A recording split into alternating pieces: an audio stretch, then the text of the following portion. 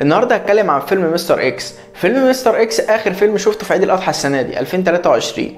الفيلم من بطوله احمد فهمي وهنا الزاهد، وكمان معاهم ابطال مسرح مصر محمد انور وأسقس، ومعاهم رحاب الجمل وبيومي فؤاد، وعدد كبير جدا جدا جدا من النجوم اللي كانوا ضيوف شرف طبعا. وكمان معاهم عبد الرحمن محمد اللي انا فرحان جدا جدا انه بدا ياخد ادوار ويستغل موهبته. والفيلم من اخراج وتاليف احمد عبد الوهاب، وقصه امان التونسي. قصه الفيلم بتتكلم عن احمد فهمي او فريد، بيعمل حاجه كده زي منظمه او مقر سري، وبيطلق الرجاله من مراتاتهم، ومعاه ناس بيساعدوه في اللي بيعملوه ده، وده بسبب عقده حصلت له في الماضي. والفيلم بقى بيورينا الحالات المختلفه اللي بنتعامل معاها في الفيلم.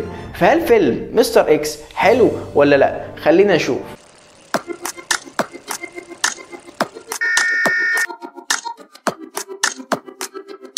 انا شخصيا بحب احمد فهمي جدا، وبحب ظهوره في البرامج والمسلسلات اللي بيطلع فيها سواء ضيف شرف او من بطولته. وفي الفيلم ده ابهرني بصراحه، مش بس كتمثيل لانه فعلا تمثيله كان حلو، لا كمان مدي مساحه لكل الممثلين اللي حواليه. يعني كل ممثل في الفيلم ده خد وقته على الشاشه، بس كتمثيل احمد فهمي في الفيلم كان حلو جدا. وكمان بالنسبه لأسقس في الفيلم كتمثيل ومشاهد كوميديه، بالنسبه لي كان احلى واحد في الفيلم ده.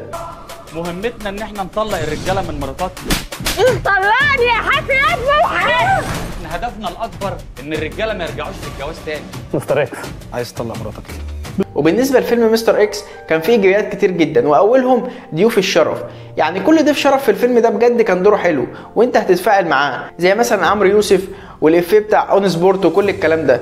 الفيلم عباره عن سكتشات، يعني كل ضيف شرف بسكتش معين وحكايه معينه، حاجه كده زي المسلسلات المتصله المنفصله، كل سكتش لوحده بس كله بيدور في قالب واحد. الفيلم كان حلو وعجبني، وبالنسبه لي فيلم مستر اكس ككوميديا وكمشاهد كوميديه احلى فيلم في عيد الاضحى في 2023، بغض النظر عن السلبيات اللي هنتكلم عليها بعدين. ومن ايجابيات الفيلم بالنسبه لي كانت رحاب الجمل، لانها عملت مشهد درامي حلو جدا. هو مش مواكب قوي مع المشاهد الكوميديه اللي في الفيلم، بس بالنسبه لي كان مناسب. وكمان محمد انور بالنسبه لي دوره كان حلو جدا. محمد انور من الممثلين اللي عملوا البعبع ومستر اكس. بالنسبه لي دوره في البعبع كان حلو احلى شويه، بس الفيلم ده كان حلو ومتالق فيه برضه. بالنسبه لي دي سنه ناجحه جدا جدا لمحمد انور، وانا ما كنتش متوقعه ولا في الفيلم ده ولا في الفيلم ده، بس كوميديا كان حلو في الاثنين. وصل للعالميه. انا المفروض كنت جاي انام جنبك انت. ارتحت يا مهزأ؟ وانت عايز مني ايه بالظبط؟ وبرده اغاني الفيلم كانت حلوه جدا، واغنيه احمد سعد اختياراتي كانت فريش كده وعامله جو في الفيلم. وكمان دور اكرم حسني في الفيلم كان حلو جدا، ودوره كضيف شرف كان بالنسبه لي احلى واحد في الفيلم كله مع اون سبورت وعمرو يوسف زي ما قلنا. وكان في كام سلبيه كده في الفيلم مش عاجبني، اولهم هنا الزاهد. ليه هنا الزاهد سلبيه في الفيلم؟ لان هنا الزاهد مش بطله الفيلم، يعتبر مش بطله. هنا الزاهد ظهرت وقت قليل جدا على الشاشه، اكنها ضيفه شرف واقل كمان من ضيفه شرف، وده لان هنا الزاهد المفروض دورها مهم جدا في الفيلم، فازاي تظهر الوقت القليل ده على الشاشه؟ والسلبيه الثانيه في الفيلم بالنسبه لي كانت الايحاءات الجنسيه في الفيلم، لانها كانت موجوده وببجاحه كمان.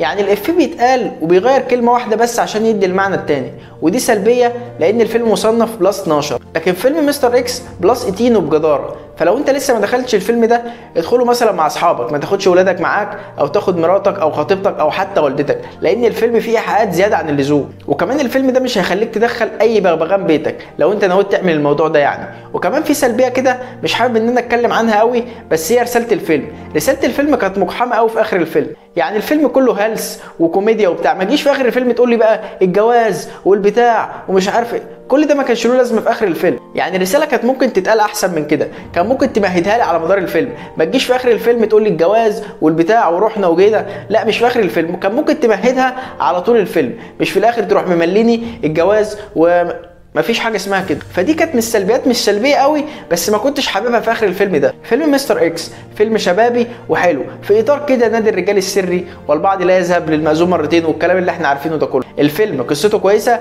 مع حوار شبه متماسك، ولو هنقيم الفيلم ده ممكن نديله مثلا 6 من 10. وده كل كلامنا عن فيلم مستر اكس وبس كده. لو عجبك الكلام ما تنساش تعمل شير ولايك وسبسكرايب، ولو عايز تتابعني على حساباتي الشخصيه على فيسبوك وتويتر وانستجرام هتلاقي كل اللينكات تحت في الديسكربشن. سلام.